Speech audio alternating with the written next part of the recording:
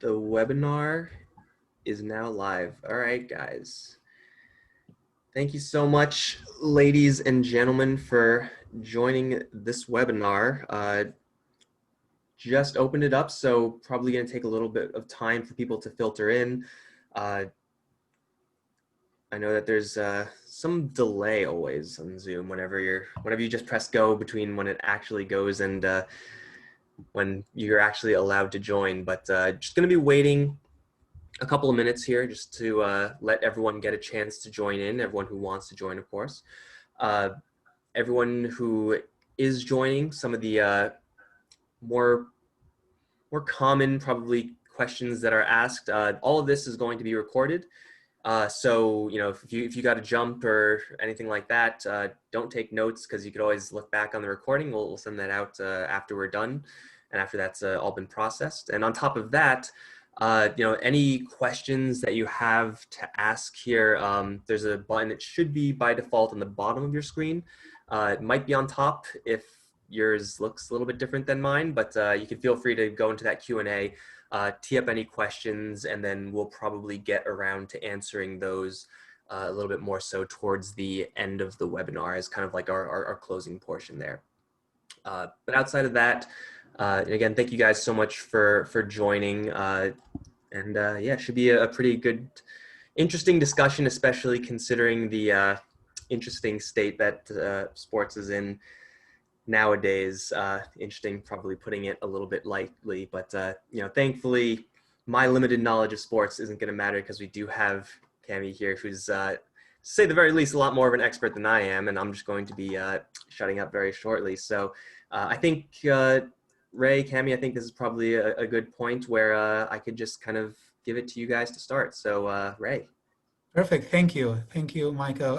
Thank you so much, Qnary, for being here today with us. We're very excited to have you and to have an open conversation about the role that the sports has been playing or plays in our society. So we're honored to have you here today.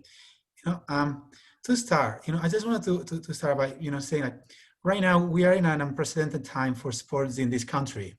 A pair of crises have drawn into sharp focus the role sports plays in a functioning society and a dysfunctioning one. Last night, the Milwaukee Bucks announced they would not participate in their playoff game in protest of the police shooting of Jacob Blake. This led to the entire slate of the NBA playoffs being canceled, which led to cancellations in other sports, including the WNBA, MLB, the NFL, Major League Soccer, and tennis. All this comes against the backdrop of the COVID-19 crisis and the question that has presented about the wisdom of even trying to have sports in this current landscape. Today we'll attempt to evaluate these two crises, the role sports has played in them, and the role sports will continue to play in our unknown future. You know, who would have said, Qnary, that when we spoke preparing to this webinar last week, you know, we would be finding ourselves today, you know, in such a, you know, timely or, you know, important moment in history. But thanks so much. I want to start by, you know, giving you the opportunity to introduce yourself. Sure. Thank you, Ray. Thank you, Michael. It's such a pleasure to be here today and, you know, just to have a conversation about just some of the things that are going on and that we're all experiencing in the country, in our local communities, and within our organizations. But I'm Qnary Mackey. I am the Chief Diversity, Inclusion, and People Officer for the Atlanta Hawks and State Farm Arena. The Atlanta Hawks is one of 30 of the NBA franchise teams, and we are a very mighty team with lots of passion. We have a great organization, great culture, a lot of wonderful employees, the community we serve, and we do a lot of things in the community, if you will.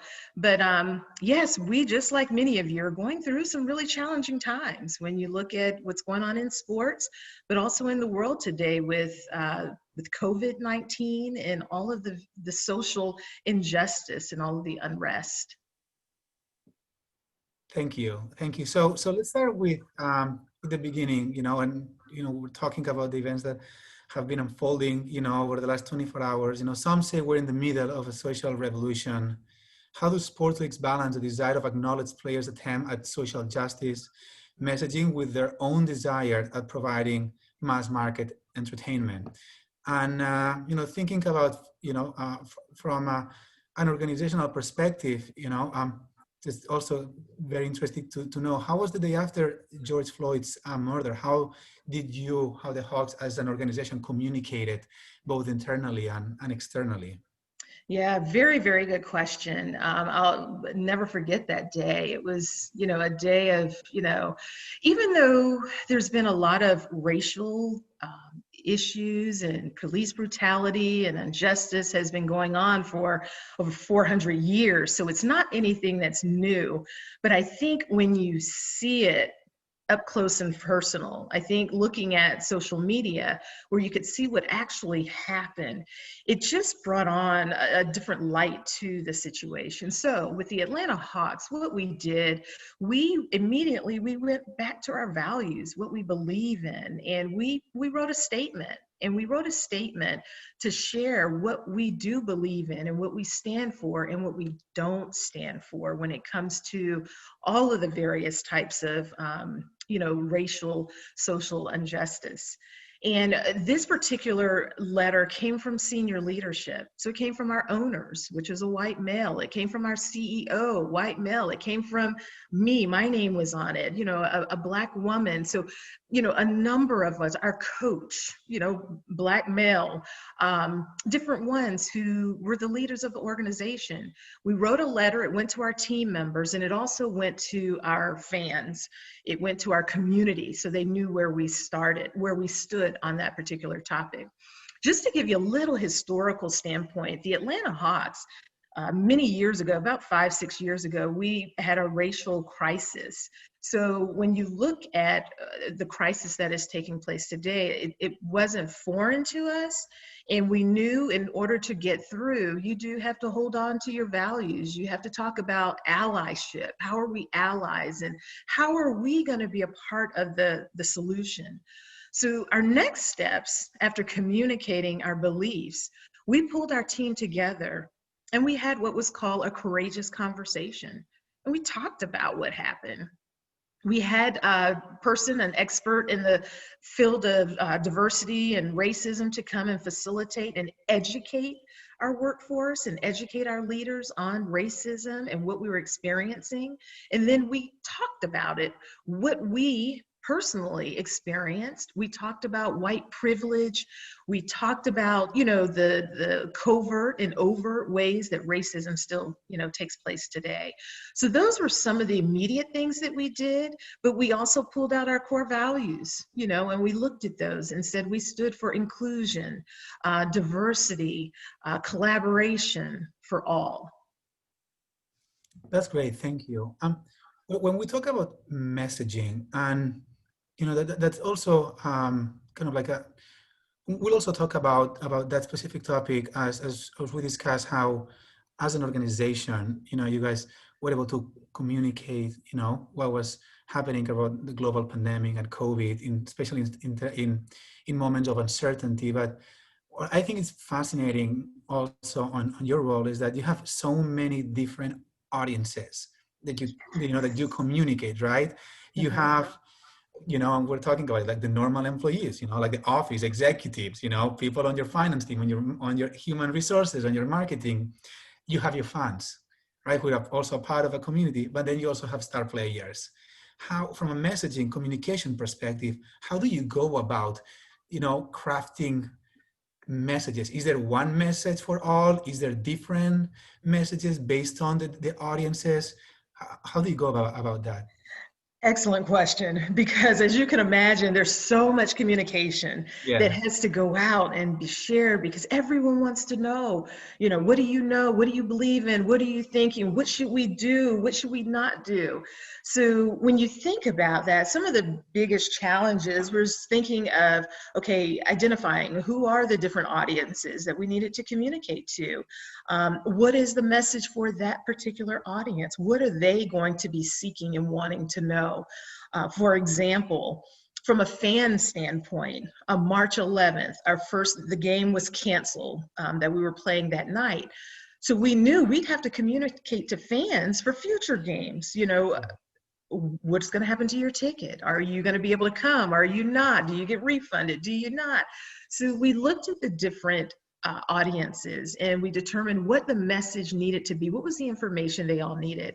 The other thing we looked at was frequency. How frequent do we need to communicate to the different, message groups? The other thing was the method of communication. So internally, we did a lot of different things. We had email messages, we had Zoom calls, we had departmental meetings, town halls. With our fans, we also have a lot of phone calls. We're reaching out and talking to, our different sponsorship groups. So the messaging and the communication during times of uncertainty is critical. And I don't think you can communicate enough those times.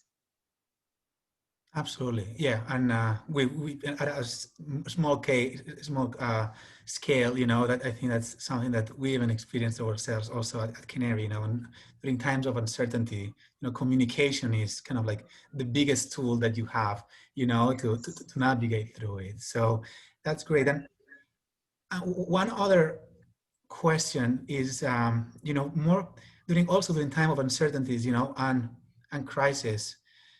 There are individual people that step up, to the challenge and do things that are just completely unexpected. Would you have any example that you've experienced, at the Hawks organization, that just people all of a sudden pull something unexpected and it really, positioned them as a leader and really drove that and became kind of like a flagship moment for us as you navigate through these moments? Absolutely. There are two examples that come to mind. One is our CEO, our president of the Atlanta Hawks. When there was so much uncertainty, he pulled the team together and immediately said, let's talk about our guiding principles. What are we going to use to navigate us and help us to make decisions? We, the senior leadership group, came together based on that, that directive. And we decided we're not going to make decisions unless we had facts. So there may be times when there's no action. We're waiting until we have facts in order to make good, solid decisions. So that was one thing from a leader standpoint. I thought it was okay because so many times we want to jump in and take action and do things. But to say, it's okay, to pause a moment. We're going to be solid when we make a decision. The other thing was our coach, the head coach of the Atlanta Hawks. We were so proud of him in that he jumped in and was extremely passionate about the social injustice that was taking place. And he, led marches. We were part of protests and different speeches. He's been very, very vocal as far as what we as an organization, and even him as a Black man, what he stands for or what he doesn't during this time. And that's not something that you always see, from a coach, and, their priority is with the team or what have you, but he was very passionate about it. And we were very, very pleased and very happy to move along with him with that, his thoughts. Yeah, absolutely. And you said it, just now, is just the balancing between that passion, of the moment, but at the same time, just trying to weigh on the facts, and how you can communicate and manage people's emotions when you really want to base decisions and communication based on facts, but everyone is waiting to hear from you. And so it must have been really challenging. Any difference that you would see between the beginning of the COVID-19, crisis and, the first games, Adam Silver's announcement that the league was being kind of like paused or postponed, and the George Floyd murder the day after? Are there any similarities from a communication managing kind of like your team, from a human resources perspective, and any specific differences that you can say, oh, like this, because it was a health crisis, that's something that was more important than, the George Floyd and the racial injustice and the, communicating, talking about systemic racism? Yeah, when you think of both of them, I look at both of them as crisis that Yeah. came that we had to address. So just as much as COVID-19, it was so important that we educated our workforce. We needed to educate them from a scientific standpoint. What is COVID-19? How does it affect you? What do you need to do to protect your family, yourself, in the office or what have you? So lots of education, bringing in experts. We had doctors at Emory to come and talk to our team about it. But when we had the, systemic racism, when that came up, we found that we ended up doing the same thing because this affects our workforce, our community, our nation in such a strong, deeply rooted way that we too started with education. Yeah. We, brought resources. We had conversations. As a matter of fact, we continue the conversation, but we brought in an expert to just talk about racism, to talk about what it means to be an ally in different stages of being an ally, because we're all at different places with different experiences. So I think with both of them, they were so big and they're so important. And I don't think either one is something that's going to go away anytime Yeah. soon. So we're using a lot of the same methods for communication with both. Perfect. Absolutely. I couldn't agree. I couldn't agree more. Moving on, there's a very interesting topic, and I mentioned it in the introduction. People say that sports are a luxury item and they shouldn't be playing in this current environment. They were saying that before, the social revolution, before the kind of the George Floyd murder, and they're still saying it now.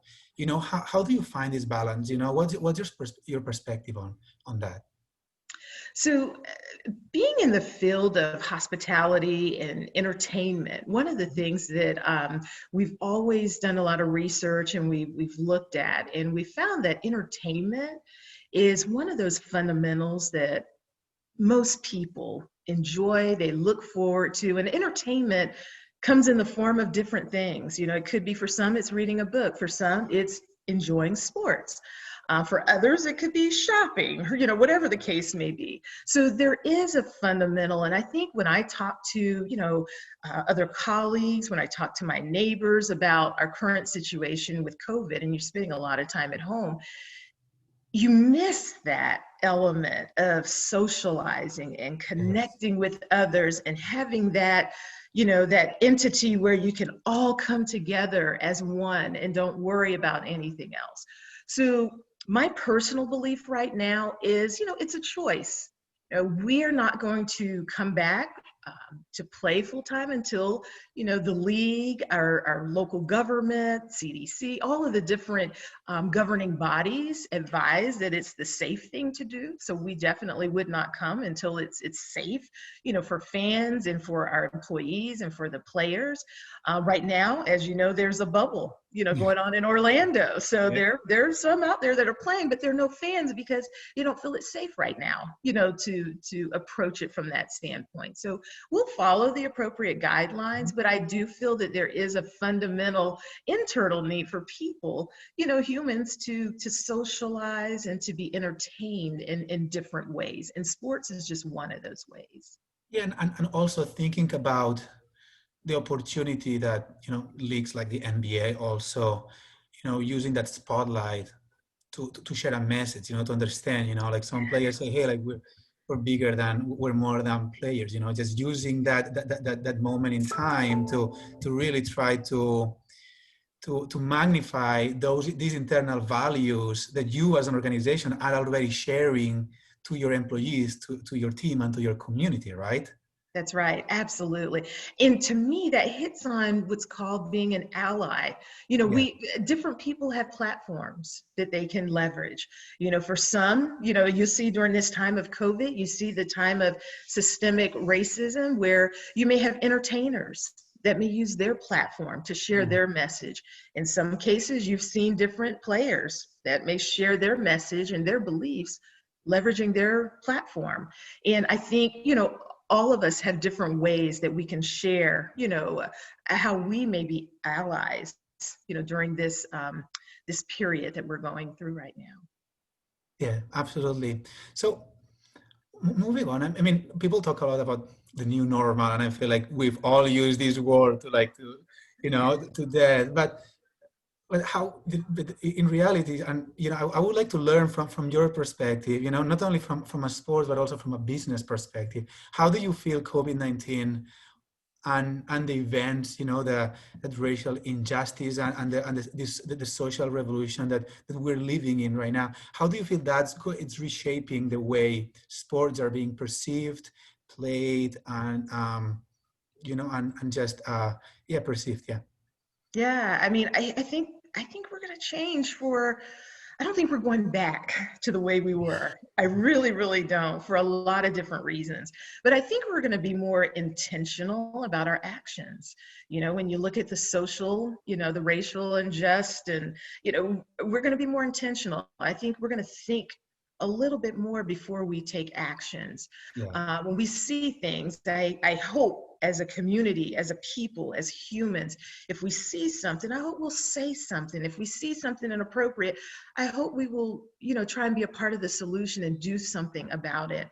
And I think the awareness around the unjust and the way it makes people feel and the systemic, you know, oppression, all of those things, I think the spotlight on it, I hope it will remain with us, you know, beyond today. And as it relates to sports, I think too, from a business standpoint, there are a lot of things that we're going to change moving forward. You know, flexible work arrangements. Yeah. We immediately went from working in an office to working at home. And it Yeah. was hilarious in the beginning. You know, you saw kids, you saw the dog run by, you know, or what have you. People were getting adjusted to technology. So I think flexibility, we're going to be much more flexible.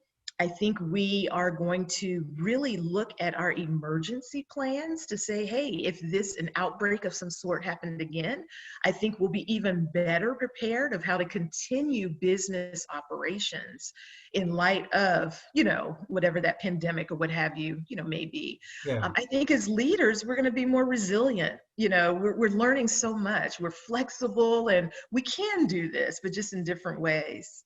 Yeah. That's fast. Absolutely. I couldn't agree more with you. And you know, I see that we have a few questions. So I have just one last question that to ask you, and then I'm going to leave it to, you know, to the audience to ask you, because I know that everyone's very excited to participate in this conversation. But, you know, from all this madness, you know, we always like to ask this, is like, what do you feel is temporary, and what do you think it's permanent and will live with us, you know, for years to come? You know, I think the temporary part is, you know, right now we're hunkered at home, or, you know, we're not out socializing as much. Yeah. I hope that is more the temporary. I think what will happen moving forward, we'll just operate different. I don't know. I don't know if masks may be a part of our lives, you know, Yeah. moving forward. Don't know. But I think, you know, the temporary part of, you know, being confined and not necessarily out with others, I'm hoping that that will be temporary. The temporary is the feeling of, from the social unrest, is, you know, feeling that we still don't quite have equity and fairness across all aspects of, you know, our lives. I hope that part's temporary. Permanent, I hope change takes place, Yeah. so that it is a world where there's more equality, where I can feel that I belong just like the next person and have the same opportunities for advancement, growth, my children, my grandchildren, you know, the same as others. So, you know, I hope we get back to, you know, humanity being excited, thriving, loving, and enjoying and being happy from that standpoint. Yeah, absolutely. Hopefully, you know, this crisis, this moment of change is, you know, it's change for the better of everyone, Yes, and for that's everyone to be more educated, healthier, and just more yes. mindful and equal. Yeah, absolutely.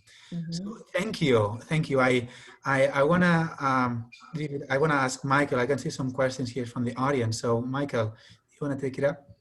Yeah, for sure. So we got quite a few questions here. So I think we'll just start from the top here. Someone asks, does your role exist for other major sports teams? How long has your role existed? And, you know, for my purposes, I'm just going to ask another question, is like, should it exist for other sports teams, industries, other sports? So I would absolutely say yes. I think they all should have, diversity and inclusion. And the other part of my role is human resources. So when I say people, it's HR and diversity and inclusion. From an NBA standpoint, the Atlanta Hawks was the very first team to have a chief diversity and inclusion officer in all professional sports. And we brought on that role about 5-6 years ago, so it is relatively new. And all teams don't have a chief diversity officer. However, they have individuals, from an NBA standpoint, individuals that focus in that particular area. But I do hope, across professional sports that we'll see more of an emphasis on this important role. And let me add to this question, as the leader of the Atlanta Hawks, what are your biggest goals, from an organizational standpoint? What is the focus that you have? What does success looks for you from a diversity and inclusion perspective? Yeah, so we focus on it in 3 different areas. One is our workforce, and those are the people within the organization. So we want to make sure, your talent review process, we're hiring the right people, we have the right leaders in place, leading teams, and just really focusing on the workforce. Then the workplace. And I think that's where it's so rich when you're looking at the culture of an organization. Again, a culture of belonging where anyone who joins feel that they have an equal chance of thriving and showing up to work and being the best person that they possibly could be to help the organization achieve their goals. And then the third place is our marketplace. This is our community. We do a lot of work from a diversity and inclusion standpoint, and we want to be looked upon as, leaders in our community, where right now, economic empowerment is a big thing. Voting rights is another big thing. As an organization, we've identified a few key areas that we feel we can be a part of the solution, and one is voting rights. So we just turned our arena into an early voting precinct. And we had a runoff election last month, and it ran really smoothly. And now we're preparing for the general election that'll be coming up, early voting for the general election in October. So from a D&I standpoint, it's looking at what are the needs of our community and how can we be a part of the solution and help. Great, thank you. Michael. Yeah, got another question. Having a unified and connected message is important, but how do you deal with the backlash to that message? No statement is going to appease everyone, so how do you respond to those that don't agree with you from an organizational standpoint? And that happens all day long. As a matter of fact, last night, we've received a lot of feedback, thoughts, input from others that, didn't align with, in this particular case, with, some things that took place with the NBA. And that's okay. I think as individuals, as organizations, we have our beliefs and we don't back down. We stand up for what we believe in, and they're going to be people who join us, and they're going to be people who don't. And we want them to come along with us, but if their beliefs don't align with ours, then sometimes it's okay that they go and, go their path and we continue with ours. So you're right, dead on. You can't appease everyone, but I think you have to be true to yourself and stick to that. Yeah, absolutely. Authenticity in this case, and just the role you were saying, the role of your values, it's critical. Right. Yes. Great. So I have another question. So outside of the teams, are there any auxiliary parts of the industry that you feel either need more attention or are doing particularly well adapting? I guess that's just because you have a pretty unique insider look on kind of the industry as a whole. All these other, I would assume, like, broadcasting or arenas or any of these other parts that you may have some insight on, I guess. Yeah, I think when you look at the whole business, there are areas of opportunity. So we just recently launched, and I'll use the NBA from the standpoint, we just launched an NBA foundation. And the focus of that foundation, some of the cornerstones, I think it would align with other sports teams as well, is, you know, how do we bring more people of color, people of different backgrounds into the sports industry, you know, so that you can diversify and be more inclusive and bring in different ideas. And that goes from, you know, marketing. I think a lot of us, you know, how do we bring in the top-notch marketers? They could be from different industries, but attract them to come into sports.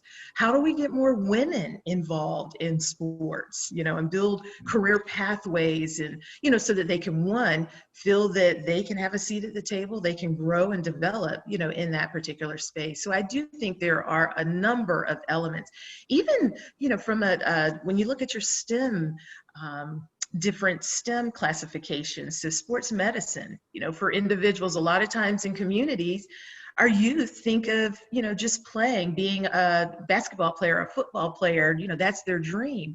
And they don't realize there's so many other careers within the sports industry that really need, you know, a lot of different individuals to come and be a part of it. So I think there's still a lot of opportunities in this industry for others. Right, so it looks like that's probably about the extent of the questions. I think it'll probably be good to just, you know, maybe have a little bit of a wrap up here. I think for everyone who's watching, you know, all this has been recorded, and, you know, that'll be available to everyone outside of that. But Qnary, Ray, if you want to, I guess, you know, say anything final here, or if anyone wants to get some last minute questions, we just got another one. So I guess you could say your final word, and then we'll add this one last question. Well, again, I thank you for having me here today. And I think it's so important that we continue these conversations.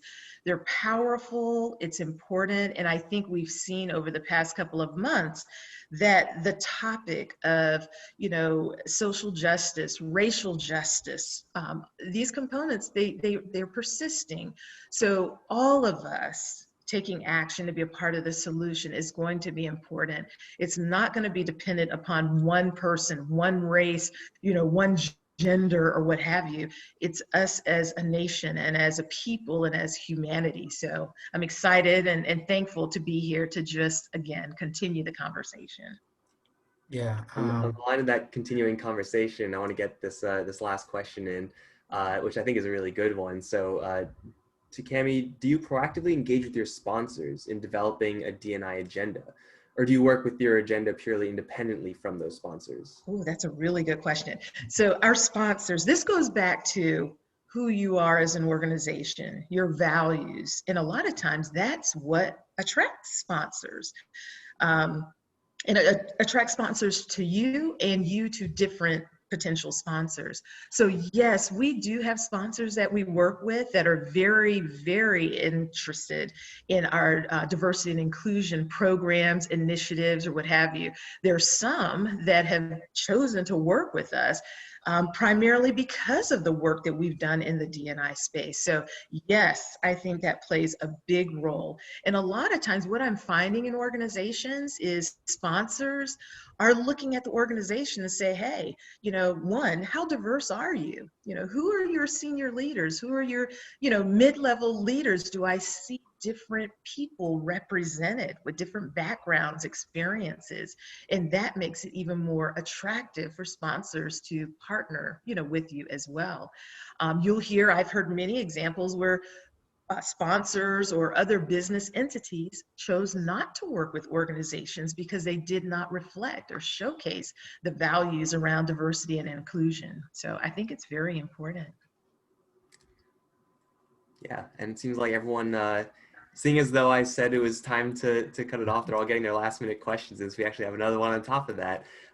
This one seems to be from someone who did a little bit of background check on you. So what do you see as the difference in your duties at the Hawks versus your previous positions in hospitality like MGM? Oh, wonderful.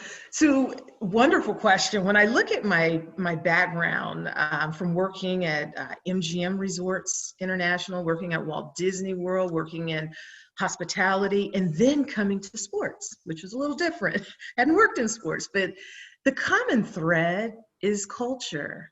It's leadership. So while the industry is somewhat different in sports, there's hospitality. In sports, there's a lot of entertainment.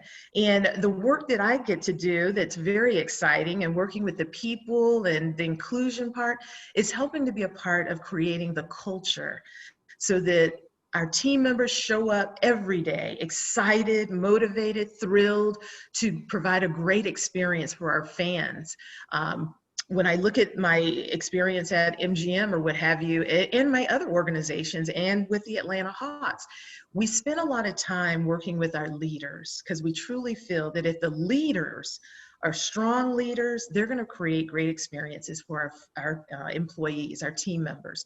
If the team members have a great experience, they're going to share a great experience with our fans. And if the fans have a great experience, they're going to share that. They're going to return time and time again. So it's kind of that formula, if you will. And I'm able to use it here as well.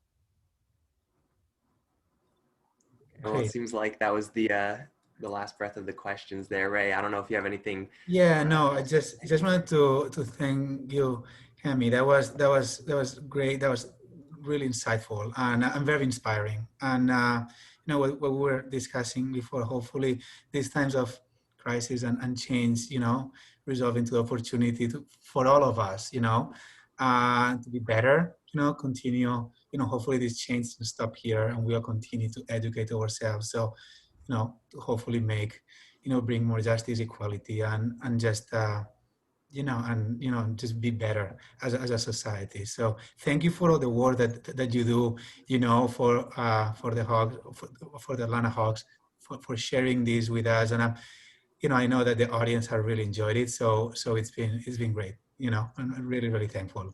Well, thank you. I had fun. I enjoyed it. And thank you so much for the opportunity. Thanks. Okay. Big thanks to Qnary. Thanks to Ray for hosting this with us. Again, everyone in the audience, this has been recorded, so we can send out a link to that afterwards, and go follow the Atlanta Hawks. Thanks guys.